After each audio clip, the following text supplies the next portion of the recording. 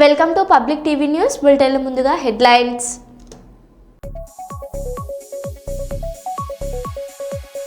కర్నూలు ఆదిత్య స్కూల్లో ఘనంగా జాతీయ సైన్స్ దినోత్సవ వేడుకలు.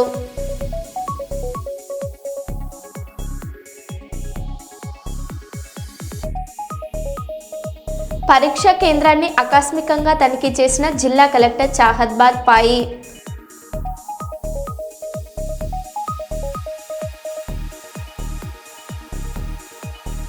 నేర పరిశోధనలో పోలీస్ జాగిలాల పాత్ర కీలకం. Warangal police commissioner Sampreeth Singh.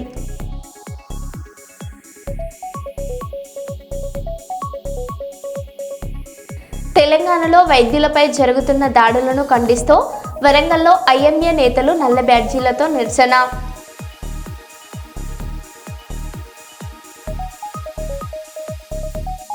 కర్నూలులో ఎన్టీఆర్ భరోసా పెన్షన్ల పంపిణీ.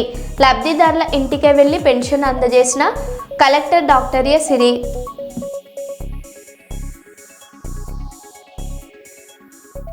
ఇక వివరాల్లోకి వెళ్తే, భూపాలపల్లి జిల్లా గణపురం పోలీస్ స్టేషన్లో హెల్మెట్ పంపిణీ కార్యక్రమం నిర్వహించారు. మంత్రి గండ్ర సత్యనారాయణరావు, జిల్లా కలెక్టర్ రాహుల్ శర్మ, ఎస్పీ సంకీర్త్ హాజరై హెల్మెట్ తప్పనిసరిగా ధరించాలని సూచించారు. నిబంధనలు అతిక్రమిస్తే వాహనాలు సీజ్ చేస్తామని హెచ్చరించారు. రోడ్డు ప్రమాదాల నివారణకు అవగాహనే ప్రధానమని అధికారులు తెలిపారు.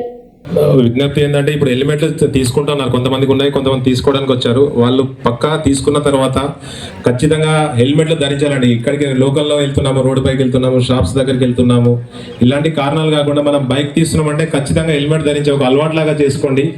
అట్లీస్ట్ ఇప్పుడు డాక్టర్ ఓకే రైట్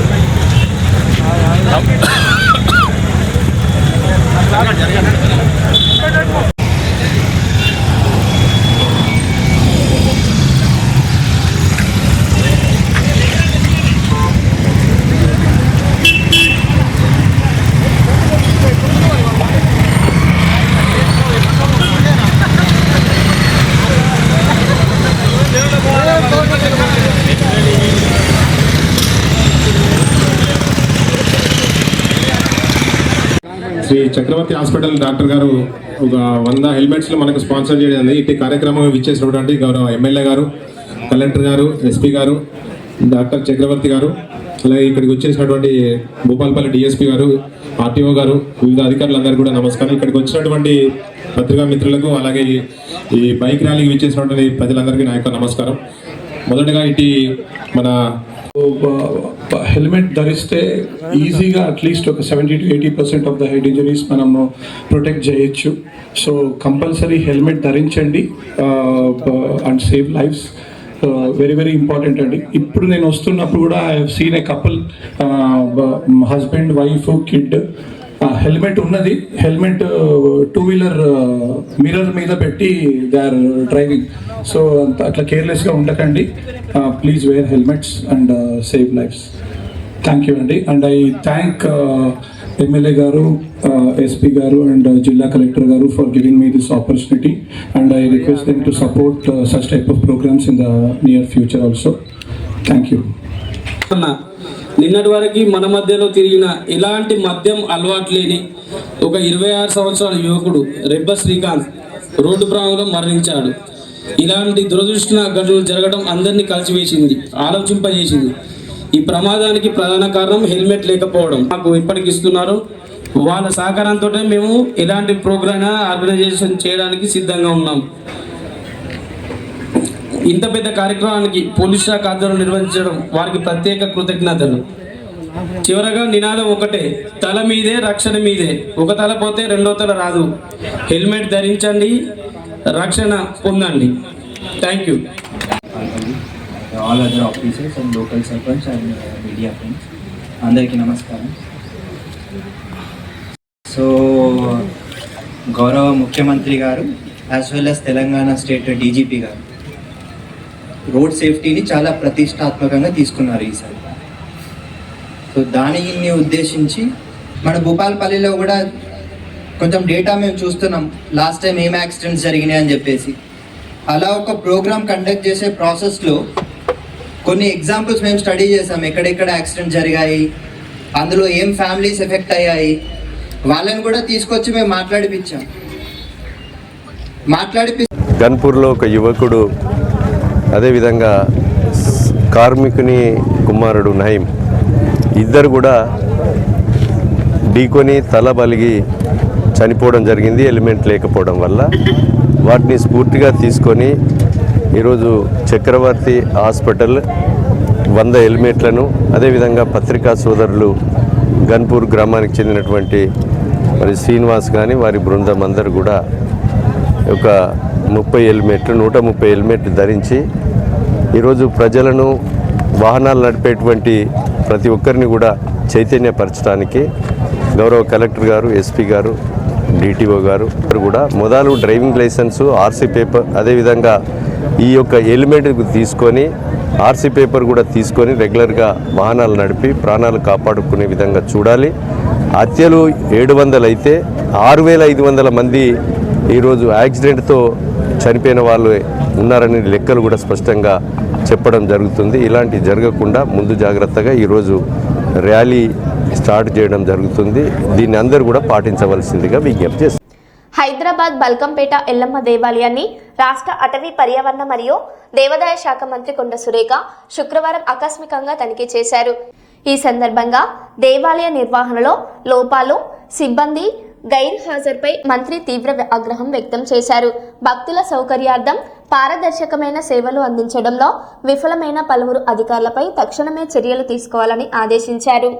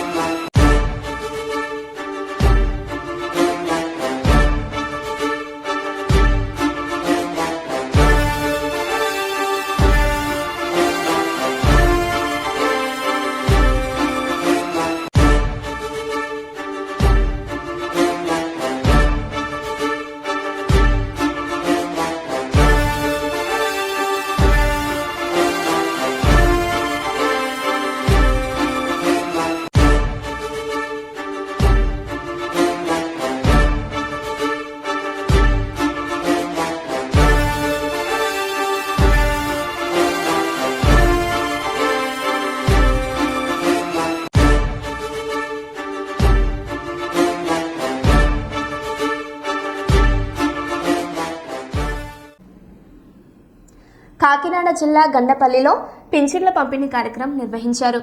రాష్ట్ర కమ్మ కార్పొరేషన్ డైరెక్టర్ పోతుల మోహన్ రావు మాట్లాడుతూ ప్రధాని నరేంద్ర మోదీ, ముఖ్యమంత్రి నారా చంద్రబాబు నాయుడు, ఉప ముఖ్యమంత్రి పవన్ కళ్యాణ్ నేతృత్వంలో పేదలకు పెన్షన్లు సమయానికి అందుతున్నాయన్నారు.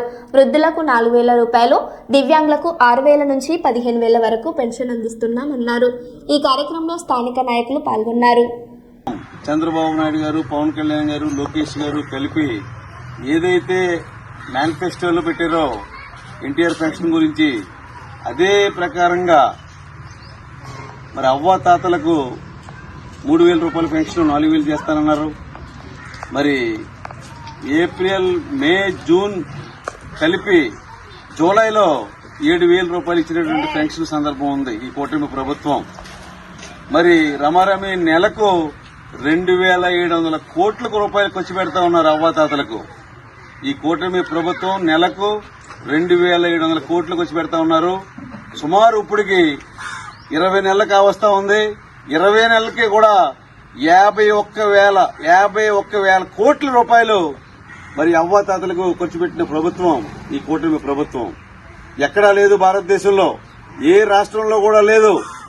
మరి అవ్వాతాతలకు మరి వృద్ధులకు 4000, వికలాంగులకు 6000, మరి డయాలసిస్ గాని ఇతరత్ర ఆరోగ్య సమస్యలు ఉన్న వాళ్ళకి 10,000, బెడ్ రీడ్ పూర్తిగా మంచానికే పరిమితమైన వాళ్ళకి 15,000 రూపాయలు ఇస్తున్నటువంటి ఈ కూటమి ప్రభుత్వం ఎన్ని జన్మలెత్తినా సరే మరి చంద్రబాబు నాయుడు గారు, పవన్ కళ్యాణ్ గారు, లోకేష్ గారిని మరి వాళ్ళ రుణం తీర్చుకోలేం.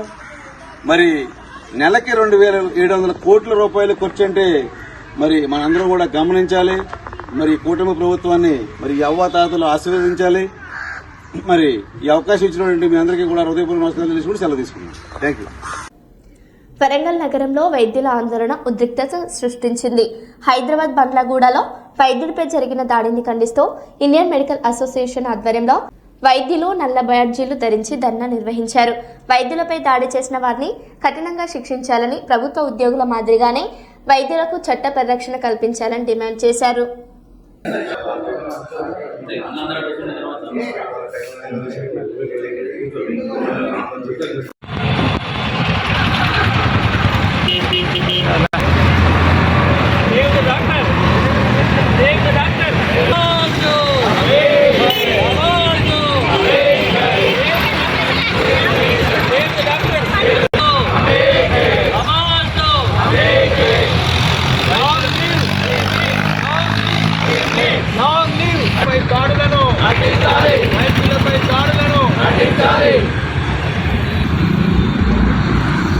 ఐఎంఏ వైద్యుల ఐక్యత, ఐఎంఏ వైద్యుల ఐక్యత, వైద్యుల ఐక్యత.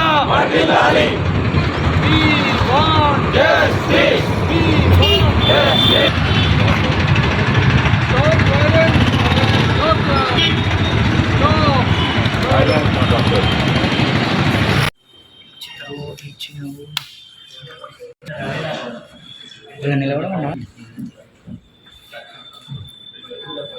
దాడులు, వైద్యులపై దాడులు, దోషులను వెంటనే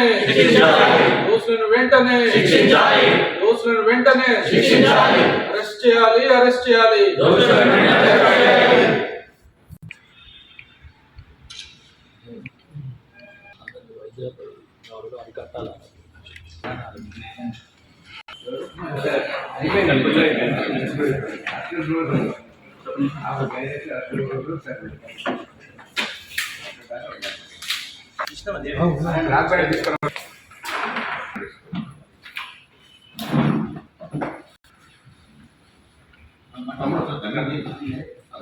తెలంగాణ రాష్ట్రంలో వైద్యులపై building committee chairman TANA president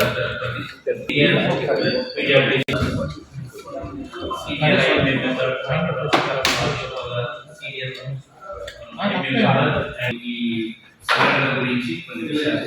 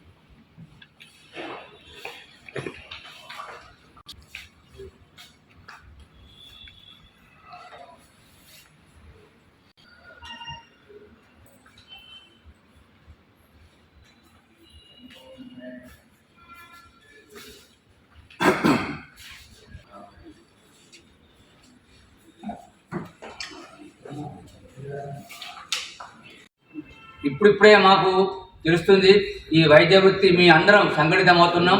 భవిష్యత్తు లోపల ఇలాంటి దాడులు జరిగితే మాత్రం తీవ్రమైన ప్రతిఘటన తప్పదు. ఎందుకంటే జనరల్ సవినయంగా మరొక్కసారి మనవి చేసుకుంటున్నాం, మీరు ఇలాంటి దాడులో పాల్పడిన వారిని 24 గంటల పాటు అరెస్ట్ చేసి కఠినమైన చర్యలు తీసుకుంటే తప్ప ఈ భారతదేశంలో కానీ తెలంగాణలో కానీ వైద్య వృత్తి బతకదని చెప్తూ ఈ అవకాశం ఇచ్చినందుకు ధన్యవాదాలు. జై ఐఎంఏ. అక్కడ కూడా పోలీస్ స్టేషన్లోనే పోలీసుల ఎదురుగానే ఆ డాక్టర్ మీద కూడా దాడి జరిగింది. అంటే ఎటువంటి సంబంధం లేకుండా కూడా ఇది ఎంత అమానుషం అని అర్థం చేసుకోవాలి. సో మనం గుర్తించుకోవాల్సింది ఏంటంటే మనకి ఇదే ఒకవేళ ఎనీ గవర్నమెంట్ డ్యూటీలో ఉన్నట్టుగా మాకు కొంచెం ధైర్యం ఇచ్చి మేము పేషెంట్ని ఎమర్జెన్సీ టేకప్ చేసేటట్టు ఉండాలి. ధన్యవాదాలు. ఇందులో మీ ప్రెస్ రోల్ చాలా ఇంపార్టెంట్ ఉంటుంది. మీరు దీన్ని చాలా సీరియస్ టేకప్ చేసి దీన్ని ఖండిస్తూ మీరు దీన్ని కొంచెం అందరికీ తెలిసేట్టు చేయాలి. ధన్యవాదాలు. హన్మకొండలో ఆహార భద్రతా చట్టం అమలుపై జిల్లా కలెక్టర్ చాహద్బాద్ పై సమీక్ష నిర్వహించారు. రేషన్ దుకాణాలు, సంక్షేమ హాస్టళ్లు, పీడీఎస్ బియ్యం పంపిణీపై అధికారులను ఆరా తీశారు. ఖాళీ రేషన్ షాపులకు డీలర్ల నియామకాన్ని వేగవంతం చేయాలని, పాత బియ్యం నిల్వలను పరిశీలించాలని ఆదేశించారు. అక్రమాలపై కఠిన చర్యలు తీసుకోవాలని స్పష్టం చేశారు.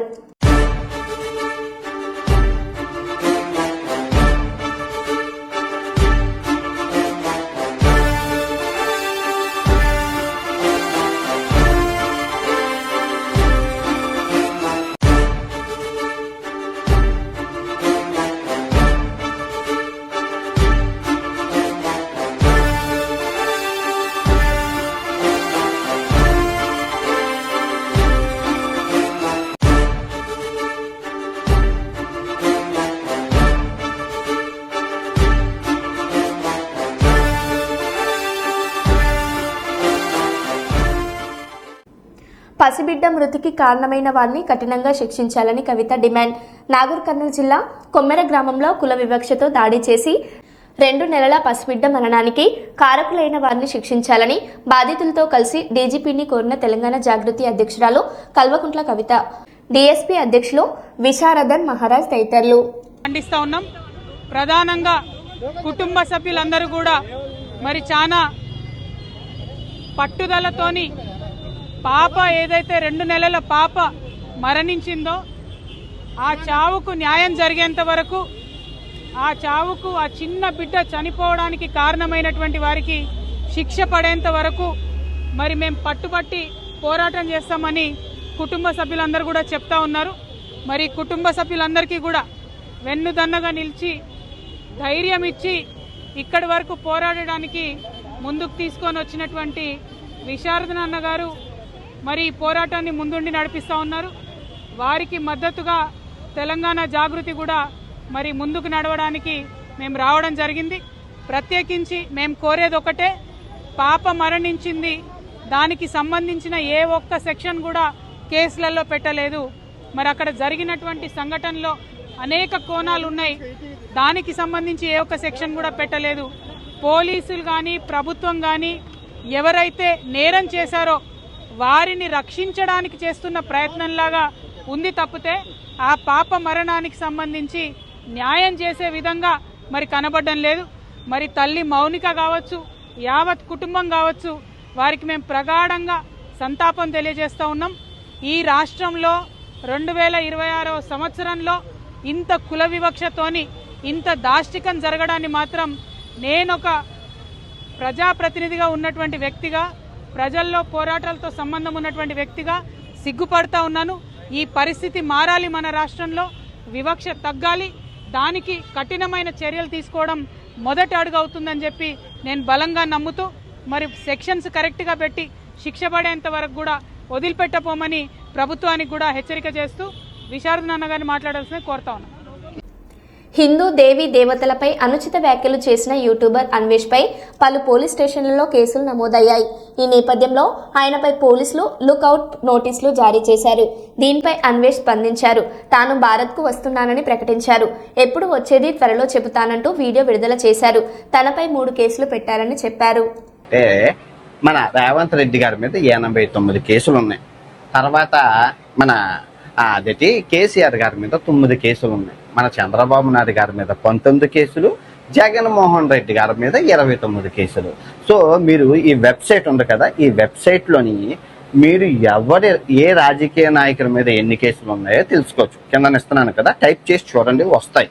అంటే ఇది ఎక్కడిది అంటే వీళ్ళు రాజకీయ ఎలక్షన్లో నిలబడేటప్పుడు ఎఫిడవిట్ ఉంటుంది కదా, ఆ ఎఫిడవిట్ మీద నా మీద ఎన్ని కేసులు ఉన్నాయని గవర్నమెంట్కి సబ్మిట్ చేయాలి.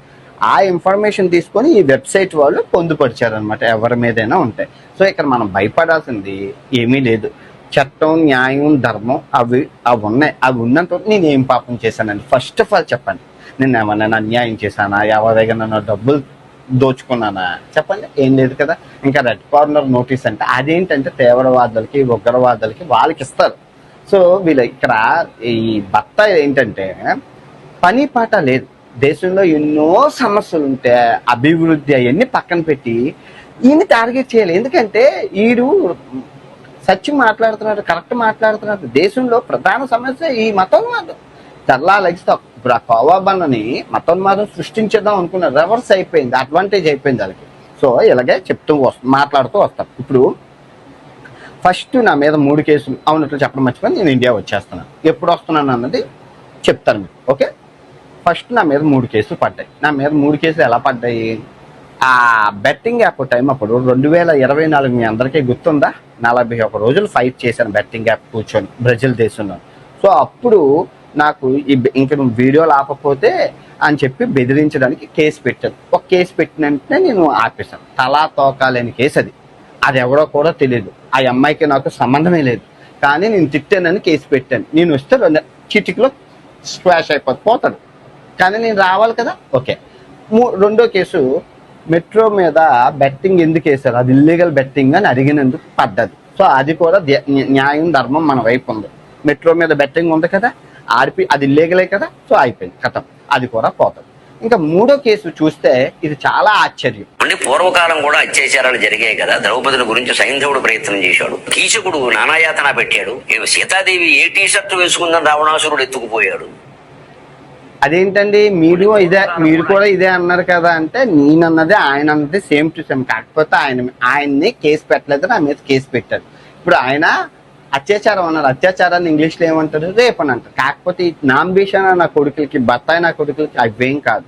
మత విద్వేషాలు రెచ్చగొట్టారు. ఛాన్స్ తీసుకొని మతాన్ని ప్రోత్సహించు అలా చేసి నన్ను టార్గెట్ చేశారు. సో ఏం పర్లేదు, 2025 మీ అందరికీ చెప్తున్నాను, వీళ్ళందరినీ పిసికేస్తాను. ఓకే, ఇంకో విషయం ఏంటంటే, మనం చట్టానికి, న్యాయానికి, ధర్మానికి, పోలీసు వారికి, గవర్నమెంట్ వారికి సహకరించాలి, వాళ్ళకి రెస్పెక్ట్ ఇవ్వాలి. కానీ బత్తాయికి రెస్పెక్ట్ ఇవ్వను. ఇదిగో దారిలో చేపెట్టి ఏకతో సమానం. ఇదిగో ఏక కూడా తీసి పెట్టారు. వీళ్ళ ఏక దారి మీద వీళ్ళేమైనా ఏమన్నా మతోన్మాదం సృష్టించే వాళ్ళకి రెస్పెక్ట్ ఏంటండి? వాళ్ళకి ఒక చదువు ఉండదు, సంధి ఉండదు, మతం మతం మతం మతం మతం అన్ని మతాల్లోనే 3 మతాల్లోనే మతోన్మాదులు వీళ్ళు.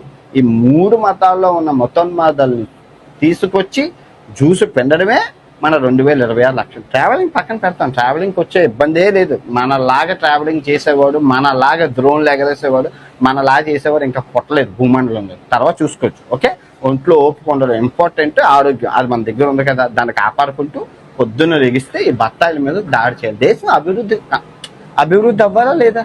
ఈ మతం తెల్లా లెగిస్తే కోవాబన్ను ఏదో ఒక మతోన్మాదం సృష్టించడం, దాన్ని పబ్బం గడుపుకోవడం. ఇప్పుడు సెక్యులర్ దేశంలో ప్రజలందరూ కలిసి ఉండట హిందూ రాష్ట్రం చేస్తాం అంటున్నారు. ఏ హిందూ రాష్ట్రం చేస్తాం అంటే, ఇప్పుడు మీరు హిందూ రాష్ట్రం చేస్తాం, ఇక్కడ నుంచి ముస్లిమ్స్ని, క్రిస్టియన్స్ని పంపించేద్దాం. మరి అక్కడ దుబాయ్లో పనిచేస్తున్న మన హిందువులందరూ ఇండియా వచ్చేస్తారా? పాపం కష్టపడి పనిచేస్తున్నారు. ఒక సంవత్సరం అయ్యాక చేద్దాం. 2025 నుంచి స్టార్ట్ చేద్దాం. ఆ 2027 కూడా చైనా, జపాన్తో స్టార్ట్ చేద్దాం. షేక్ అయిపోతారు. దెబ్బ మీద దెబ్బ. ఇప్పుడు నాకేం పోలేదు కదా, నెలకు 3 లక్షలు వస్తున్నాయి చాలు. ₹1,00,000 పోయినా 2 లక్షల లాభం. హ్యాపీగా తిని కూర్చుంటే వస్తున్నాయి కదా. Okay, let's do it. Continue ఇలాగే చేద్దాం. మీరు అందరూ సపోర్ట్ చేయాలి. లైకులు, కామెంట్లతో మారుమోగిపోదు. తప్పు అయితే తప్పు అని చెప్పండి, ఒప్పు అయితే ఒప్పు అని చెప్పండి. మానవత్వం లేని మతం ఉన్నపోయినా నా దృష్టిలో ఒకటే. అబద్ధాలను పదే పదే చెబుతూ నిజమని నమ్మించడానికి ప్రయత్నిస్తుంటే ఈ డిజిటల్ యుగంలో వైఎస్ఆర్సీపీ సోషల్ మీడియా ప్రజల ముందు కూటమి నాయకుల నిజస్వరూపాన్ని బట్టబయలు చేస్తుంది. భగవంతుడితో ఆట వైఎస్ఆర్సీపీ సోషల్ మీడియా వేట 2 ప్రాణ సంకటగా మారి చంద్రబాబు జీవితంలో మొట్టమొదటిసారి బూట్లు విడిచి దైవ ప్రతిమ తీసుకున్నాడు. అందరికీ నమస్కారం. భగవంతుడితో ఆట, వైఎస్ఆర్ సోషల్ మీడియా వేట 2 ప్రాణ సంకటంగా మారి చంద్రబాబు నాయుడు గారు లైఫ్లో ఫస్ట్ టైం జగన్మోహన్ రెడ్డి గారిలా దైవ ప్రతిమ తీసుకునేటప్పుడు నిజంగా బూట్లు విప్పి ఆ ప్రతిమను అందుకోవటం never before ever after. Chandrababu Naidu గారు దెబ్బ అదుర్సు గదు. భగవంతుడితో దయచేసి ఆటలాడకండి. ఈ మాట చాలాసార్లు చెప్పాను. అట్లాగే జగన్మోహన్ రెడ్డి గారిని కూడా ఇష్టారాజ్యంగా నాకంటే చిన్నవాడు, నా కొడుకుతో సమానమైనటువంటి వాడు నన్ను ఎదిరిస్తాడా, నాకంటే ఏంటి అతని గొప్ప అనుకుంటూ ఆయన్ని అండర్ ఎస్టిమేట్ చేస్తూ ఆయన్ని ఇంకా ఏదో తక్కువ చేసే ప్రయత్నాలు కనుక మీరు మానుకోకపోతే జగన్మోహన్ రెడ్డి వామనమూర్తై బలిచక్రవర్తిని తొక్కినట్టుగా మిమ్మల్ని మీ పార్టీని తొక్కేస్తాడు. జాగ్రత్త. హైంద్రీనివా Sujala Sravanthi circle Kurnool superintending engineer పైపురు పాండురంగయ్య పదవి విరమణ కార్యక్రమం జరిగింది. కర్నూలు నగరంలోని బి క్యాంపులో వెంకటేశ్వర కళ్యాణ మండపంలో పైపూరు పాండురంగయ్య పదవి విరమణ కార్యక్రమానికి కర్నూలు జిల్లాల నుంచి అధికారులు పెద్ద ఎత్తున పాల్గొని పైపూరు పాండురంగయ్యను ఘనంగా సన్మానించారు.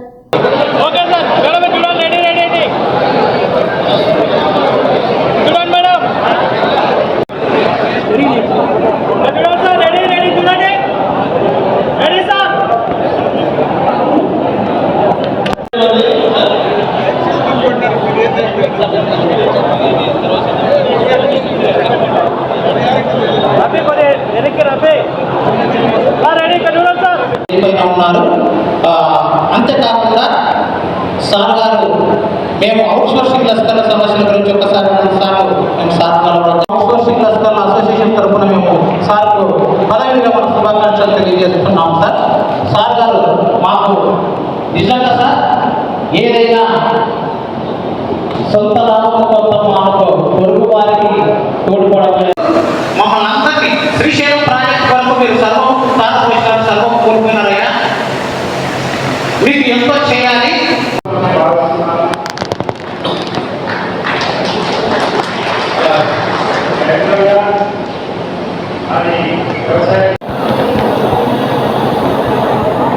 ఒక రైతు కుటుంబం నుంచి వచ్చాను.